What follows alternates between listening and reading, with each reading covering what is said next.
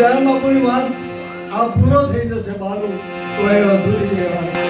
કારણ અરે જ્યારે જીવન કોને કહેવાય તે શીખાયું. અરે આપણને બધાને તમે એકલા બાલુને નહીં જુઓ, એકલા તમારી બાને ન જુઓ, વાલાભાઈ તમે બધા સંગઠિત થઈ કેટલા બધા આવ્યા છો. એ પણ દયારામના આશ્રય, દયારામના જામીનગીરીમાં, દયારામના વચન પર આવેલા છો.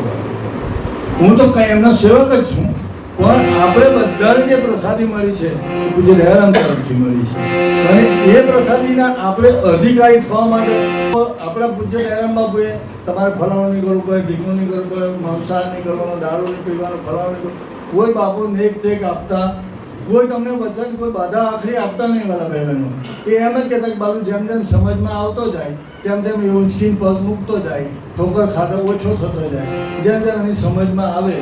એટલે મારી ખાલી સમજમાં પહેલામાં પહેલું એટલું આવ્યું કે આ શરીર જે છે ને એ ખૂબ જરૂરી વસ્તુ છે. બરાબર, શરીર સિવાય ભજન નહીં થઈ શકે, શરીર સિવાય તીર્થ નહીં થઈ શકે, શરીર સિવાય નવધા ભક્તિ નહીં થાય.